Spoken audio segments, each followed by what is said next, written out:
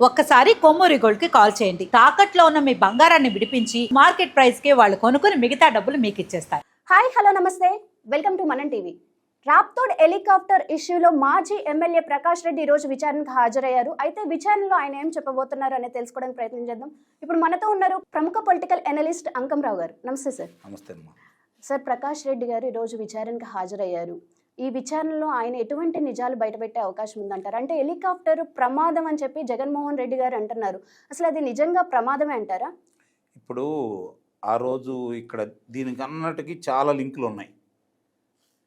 ఎందుకు ఆ విషయాన్ని అంత పెద్దగా చేశారు, ఆ రాప్తాడు ఎందుకు వచ్చాడు, ప్రత్యేకమైనటువంటి హెలికాప్టర్లో రావాల్సిన పని ఏం జరిగింది, మరి అక్కడికి వచ్చిన తర్వాత మళ్ళీ రోడ్డు మార్గాన ఎందుకు వెళ్ళాడు, ఇవన్నీ కూడా చూసుకుంటామంటే ఒక ప్రణాళికాబద్ధంగా వాళ్ళు కావాలని చెప్పని చిత్రీకరించి దానికి ఎలాంటి ఇబ్బందులు లేకపోయినా కూడా హెలికాప్టర్కి వాళ్ళు వెళ్ళేటప్పుడే అప్ అండ్ డౌన్ బుక్ చేసుకోకుండా, అక్కడ మాట్లాడుకుని వచ్చినప్పుడే అప్ అండ్ డౌన్ బుక్ చేసుకోకుండా వాళ్ళు ముందుగానే ఈ విధంగా జనం నుంచి వెళ్ళాలని చెప్పని రోడ్డు మార్గంగా బెంగళూరు వెళ్ళాలని చెప్పిన ఒక నిర్ణయానికి వచ్చి ఆ హెలికాప్టర్ని తీసుకురావడం కూడా జరిగింది.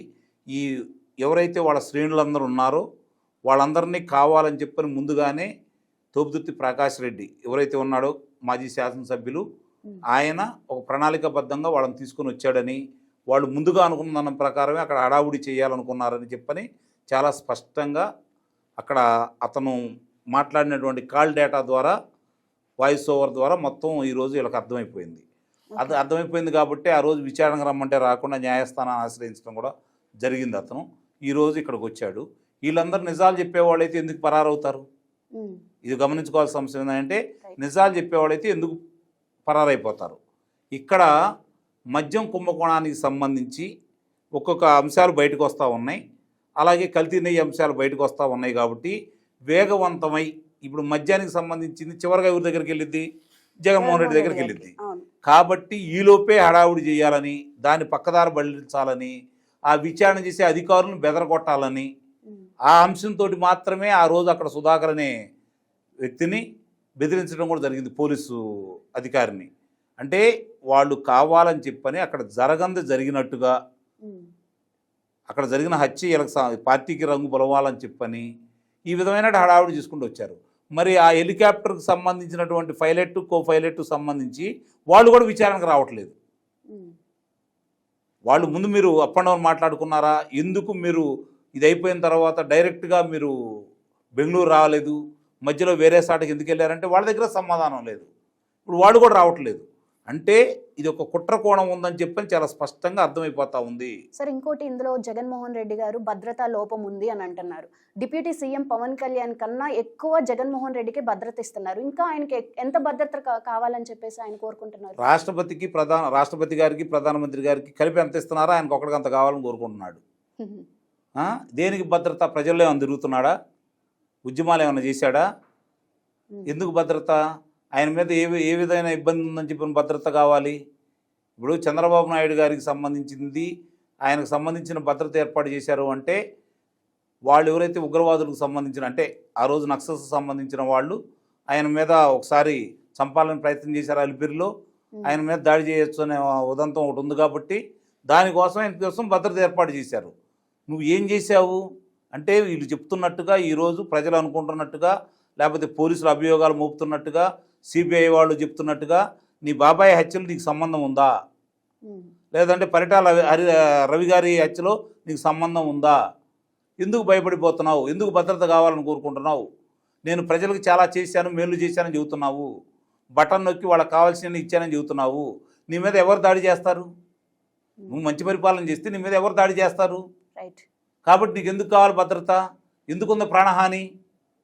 ఇప్పుడు కోడికత్తి ఉదంతం కూడా అది తప్పని చెప్పని ఎన్ఐఏ తేల్చింది. నువ్వు కావాలందే ఎన్ఐఏ విచారణ.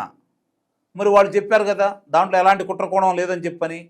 నువ్వు 5 సంవత్సరాలు నీ పక్కన విజయవాడలో నీ కూతవేడు దూరంలో ఉన్నటువంటి సాటకెళ్ళి ఫలానా వ్యక్తి, ఆ జనపల్లి శ్రీనివాసరావు అనే వ్యక్తి నన్ను కత్తితో పొడవబోయాడు అని చెప్పి నువ్వు సాక్ష్యం ఇవ్వాల.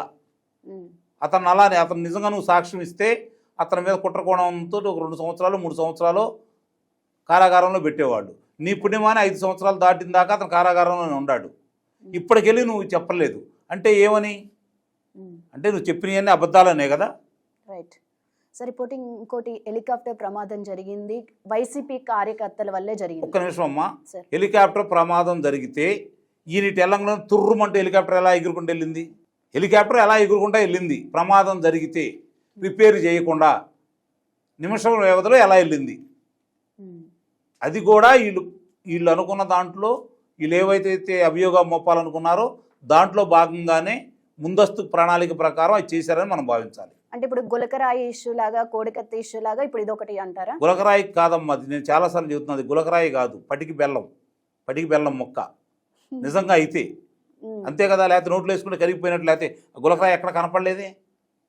అంత సంఘటన జరిగి అతను చెప్పినట్టుగా ముఖ్యమంత్రి మీద ఎవరన్నా హత్యా ప్రయత్నం చేయడానికి ప్రయత్నం చేస్తే అంతమంది భద్రతా వలయం అక్కడ ఉంటే ఆయుధం ఏందో తెలియదా? గులకరాయి అన్నీ అనుకుందాం మనం, ఏమైపోయింది గులకరాయి? ఏది ఇంతవరకు గులకరాయి ఎక్కడ కనపడలేదేంటి అంటే అతను దండ వేసుకునేటప్పుడు చీరుకుంది.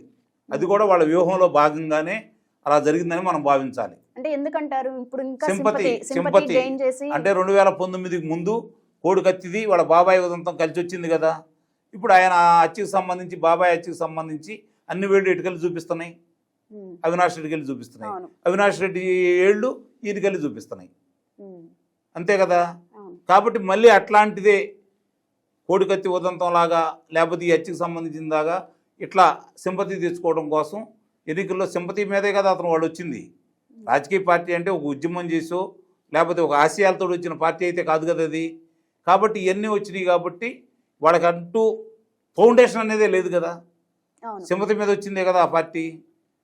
కాబట్టి దాని గురించి ఆలోచించుకుంటారే తప్ప ప్రజలలో మంచి పనులు చేసి అభిమానం సంపాదించుకొని తద్వారా ఓట్లు సంపాదించుకోవాలనో లేదంటే పోరాటాలు చేసి ఓట్లు సంపాదించుకోవాలనో లేదు వాళ్ళకి. సరే, అయితే మనకి తెలుసు అది ప్రమాదం కాదు అని చెప్పి, కానీ జగన్మోహన్ రెడ్డి గారు అది ప్రమాదమే అని అంటున్నారు. ఇప్పుడు ప్రమాదం కూడా జరిగింది ఎవరి వల్ల? వైసీపీ కార్యకర్తల వల్లేగా. అంటే ఆయన నోటితో ఆయన ఏం చెప్తున్నారు? వైసీపీ కార్యకర్తలు ప్రమాదం చేసేవాళ్ళు రౌడీలాగా బిహేవ్ చేస్తున్నారని చెప్తున్నారా? వాళ్ళ పార్టీలో అంతకంటే గొప్ప వాళ్ళు ఎవరున్నారు? దోపిడీ చేసేవాళ్ళు, హంతకులు, రౌడీలు, గూండాలు వాళ్లే కదా ఇప్పుడు వాళ్ళ పార్టీ మొత్తంలో ఉంది. అలాంటి వాళ్ళకి కదా మొన్న కూడా చెప్పాడు కదా, ఏమవుతుంది మీరు వెళ్ళండి చెయ్యండి హడావుడి చేసేయండి, జైల్లో పెడితే 3 నెలల్లో బయటకు వస్తాం కదా, జైలు నుంచి భయపడతామా, నేను ముఖ్యమంత్రిని కాలేదా, అలా చేసిన వాళ్ళకే పదవులు ఇస్తా అని చెప్పని అతను ఇంకా ప్రోత్సహిస్తున్నాడు కదా. కాబట్టి అలాంటి వాళ్ళే అతనికి కావాలి, అలాంటి వాళ్ళే అతని పార్టీలో ఇమ్మడగలరు. ఇంకా ఉన్నారు కొంతమంది 10-15 మంది మంచి వాళ్ళు ఉన్నారు కాదని నేను అంటలా, కానీ వాళ్ళకి వేరే గత్యంతరమే లేదు. మంచి వాళ్ళంటే ఇట్లా రౌడీజం చేయలేని వాళ్ళు కొంతమంది ఉన్నారు. వాళ్ళకేం గత్యంతరం లేక ఆ పార్టీలో ఉన్నారు, వేరే పార్టీ వాళ్ళు ఆహ్వానం రమ్మని చెప్పి పిలవట్లేదు వాళ్ళని. ఎందుకంటే దీంట్లో ఇరుక్కుపోయారు కాబట్టి, వాళ్ళు కూడా తెలియజేసినా వాళ్ళ దాంట్లో ఇరుక్కుపోయారు కాబట్టి, ఆ కుంభకోణాల్లో ఉన్నారు కాబట్టి వాళ్ళు ఈ వేరే వాళ్ళు తీసుకోలేదు కాబట్టి ఇంకా ఆ పార్టీలో వాళ్ళు ఇంకా సభ్యులు కావచ్చు, శాసనసభ్యులు కావచ్చు ఇంకా ఉన్నారు. Right, thank you sir.